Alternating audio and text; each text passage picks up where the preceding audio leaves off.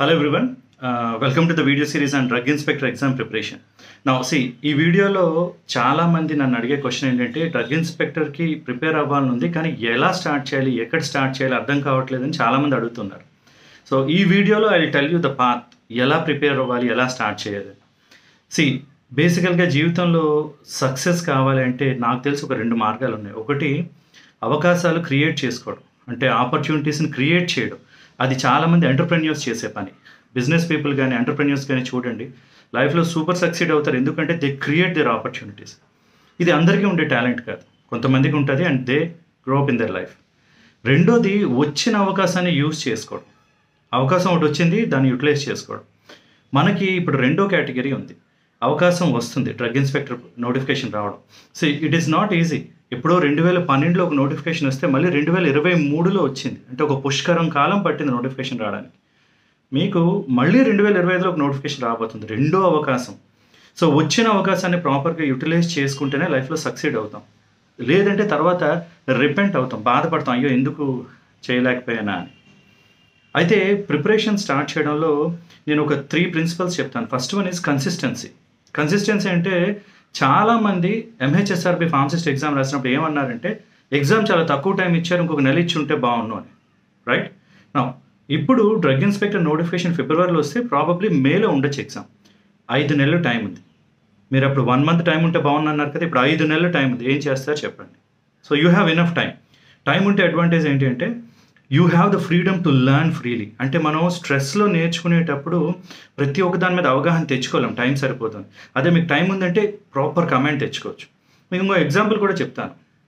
మన MHSRB exam అయిన తర్వాత షిఫ్ట్ 1లో హైయెస్ట్ మార్క్స్ వచ్చిన ఒక ఆస్పిరెంట్స్, షిఫ్ట్ 2లో హైయెస్ట్ మార్క్ వచ్చిన ఒక ఆస్పిరెంట్, ఇద్దరు నాతో మాట్లాడారు. ఏం చెప్పారు తెలిసిన? రిజల్ట్ వచ్చిన 2 డేస్లో ఫోన్ చేసి, సార్ బాగానే చేసాం ఎగ్జాము, డ్రగ్ ఇన్స్పెక్టర్ ప్రిపేర్ అవుతాం, మీ గైడెన్స్ కావాలని. Now understand there attitude. Top చేశారు, బట్ స్టిల్ అక్కడికి ఆగలేదు జర్నీ. లేదు ఇంకొక అవకాశం వస్తుంది, నేను స్టార్ట్ చేస్తున్నాను అని. అది యాటిట్యూడ్. ఈ యాటిట్యూడ్ అందరిలోనే ఉంటే లైఫ్లో మనం సక్సీడ్ అవుతాం. ఏంటి చేయాలి? కన్సిస్టెంట్గా ప్రిపేర్ అవ్వాలి. అంటే అప్పుడప్పుడు అంటే ఎగ్జామ్ నోటిఫికేషన్ వచ్చాక ప్రిపేర్ అవుతాను, డేట్ వచ్చాక ప్రిపేర్ అవుతాను, హాల్ టికెట్ వచ్చాక ప్రిపేర్ అవుతాను, ఇలా పెట్టుకుంటే కుదరదు. కన్సిస్టెంట్గా రాబోతుంది, ప్రిపేర్ అవ్వాలి. గోల్ ఎప్పుడు బ్రెయిన్లో ఉండాలి, ఓకే నేను ఇది చెయ్యాలి. ఇది consistency. Second one is comprehension. Comprehension అంటే మనం చదివింది ప్రాపర్గా అవగాహన తెచ్చుకోవాలి. కాంప్రిహెన్షన్ మనకి స్కూలింగ్లో రీడింగ్ కాంప్రిహెన్షన్ అనేవారు, చదివింది ప్రాపర్గా అర్థం చేసుకోవాలి. ఎలా అర్థం చేసుకోవాలంటే ఇప్పుడు డయూరిటిక్స్ ఉన్నాయి. డయూరిటిక్స్ దేనికి మేజర్గా వాడతాం? బీపీని తగ్గించడానికి వాడతాం. బీపీకి డయూరిటిక్స్కి సంబంధం ఏంటి? డయూరిటిక్ అనగానే అందరూ చెప్పేది increases urine outflow. Urine outflow పెడితే బీపీ ఎలా తగ్గుతుంది? You need to think, understand that. Urine ఎలా ఫామ్ అవుతుంది? కిడ్నీలో గ్లోమరులర్ క్యాప్సుల్లో బ్లడ్ వచ్చి ఫిల్టర్ అవ్వడం వల్ల యూరిన్ ఫామ్ అవుతుంది. అంటే యూరిన్ వాల్యూమ్ ఎక్కడి నుండి ఫామ్ అవుతుంది? బ్లడ్ వాల్యూమ్ నుంచి. బ్లడ్లో ప్లాస్మాలో ఉన్న వాటర్ అంతా కలెక్ట్ అయ్యి యూరిన్ ఫామ్ అవుతుంది. అంటే యూరినేషన్ ఎక్కువైందంటే బ్లడ్ ప్లాస్మా వాల్యూమ్ తగ్గుతుంది. వాల్యూమ్ తగ్గితే బ్లడ్ వాల్యూమ్ తగ్గుతుంది. బ్లడ్ వాల్యూమ్ తగ్గితే బీపీ తగ్గుతుంది. ఇది కాంప్రిహెన్షన్. అంటే మీరు ఏం చదివినా కనెక్ట్ చేసి అర్థం చేసుకోగలరు. అప్పుడు మీకు క్వశ్చన్ ఎలా ఇచ్చినా మీరు ఆన్సర్ చేయగలుగుతారు. C drug inspector exam pharmacist exam లాగా డిప్లొమా లెవెల్ కాదు, కొంచెం హయ్యర్ లెవెల్ అనలిటికల్ క్వశ్చన్స్ ఉంటాయి. వాటికి ఆన్సర్స్ మీరు ఎక్కడ ఏ టెక్స్ట్ బుక్లో వెతికినా దొరకో, మీ బ్రెయిన్లో రావాలి. అది మీకు వచ్చిన కాన్సెప్ట్ బట్టి ఆ క్వశ్చన్ ఆన్సర్ చేయగలుగుతారు. ఇది comprehension. Third one is competency. Competency అంటే మీరు ఒక లెవెల్ చదువుకున్న తర్వాత you need to able to connect the dots. అంటే చదివినవన్నిటిని కనెక్ట్ చేయగలగాలి. ఇప్పుడు ఫైట్ ఆర్ ఫ్లైట్ హార్మోన్ మనం సింపాథటిక్ నర్వస్ సిస్టమ్ అంటాం. వాటితో పాటు కార్టిసోల్ కూడా రిలీజ్ అవుతుంది, స్ట్రెస్ హార్మోన్. ఎందుకు రిలీజ్ అవుతుంది? కార్టిసోల్ ఫైట్ ఆర్ ఫ్లైట్ హార్మోన్తో పాటు మన బాడీలో ఎనర్జీ లెవెల్స్ని పెంచి ఫైట్కి రెడీ చేస్తుంది. ఎనర్జీ లెవెల్ పెంచాలంటే కార్టిసోల్ ఏం చేయాలి? బ్లడ్లో గ్లూకోజ్ లెవెల్ పెంచాలి. అందుకే దాన్ని గ్లూకోకార్టికాయిడ్ అన్నారు. గ్లూకోజ్ లెవెల్ పెరిగితే ఏమవుతుంది? ఏటీపీ వస్తుంది. మరి లిపిడ్స్ నుంచి కూడా ఎక్కువ ఏటీపీ వస్తుంది కదా, ఎందుకు అది పెరగకుండా గ్లూకోజే పెరుగుతుంది? రీజన్ ఏంటంటే glucose will provide instant energy. అందుకే మనకి బయట అమ్మే గ్లూకోజ్కి ఏం చెప్తారు? తక్షణ శక్తి, ఇన్స్టెంట్ ఎనర్జీ. అంటే గ్లైకోలిసిస్ జరగగానే ఒక 2 ఏటీపీ వచ్చేస్తాయి. ఆ ఇమ్మీడియట్ ఎనర్జీ కావాలి. అందుకు కార్టిసోల్ పెరిగి గ్లూకోజ్ పెరిగి ఎనర్జీ రిలీజ్ అవుతుంది. సో ఇది కనెక్టింగ్ ద డాట్స్. మీరు ఎక్కడో ఫిజియాలజీలో కార్టిసోల్ గురించి చదువుతారు, ఫార్మకాలజీలో ఫైట్ ఆర్ ఫ్లైట్ చదువుతారు. రెండింటిని కనెక్ట్ చేయగలగాలి. అప్పుడు కాంపిటెన్సీ వస్తుంది. కాంపిటెన్సీ అంటే మన ఎబిలిటీ, ఇది పెంచుకోవాలి. సో అండర్స్టాండ్, కన్సిస్టెంట్గా చదవాలి. చదివింది కాంప్రిహెండ్ చేయగలగాలి. You should be able to connect the dots, comprehend చేయగలగాలి. లాస్ట్ వన్, చాలామంది అడిగేది reference text books, reference books అని. అందరూ టెక్స్ట్ బుక్స్ కొనలేకపోవచ్చు. ఎవరో ఒకరు మెసేజ్ కూడా పెట్టారు, అన్ని టెక్స్ట్ బుక్స్ కొనలేం కదా సార్. కరెక్టే. మన దగ్గర ఒక ఎలక్ట్రానిక్ గ్యాడ్జెట్ ఉంది, మొబైల్. గూగుల్ సెర్చ్ కొడితే మీకు రానేది ఉండదు.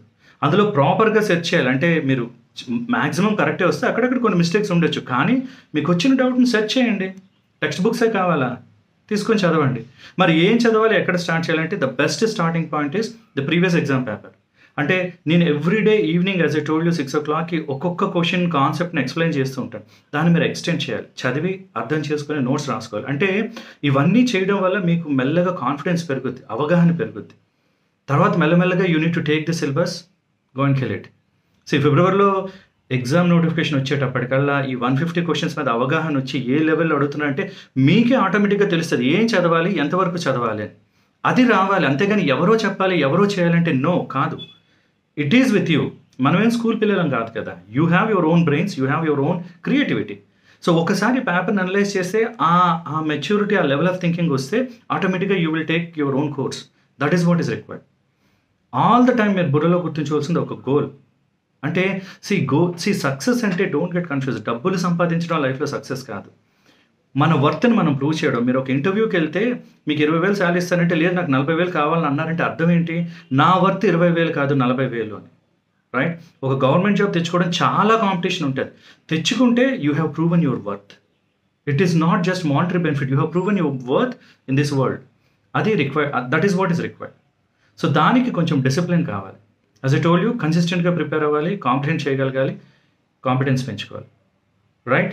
Let's start the journey. Start చేయండి. ఏ డౌట్ వచ్చినా చెక్ చేయండి, మొబైల్లో అన్నీ దొరుకుతాయి. టెక్స్ట్ బుక్సే కావాల్సిన అవసరం లేదు. నోట్స్ రాసుకోండి. Come up with your own plan. ఎవరో చెప్పాలి, ఎవరో చేయాలి కాదు. You need to have your own plan. This is your life, right? So I hope this is useful. All the best.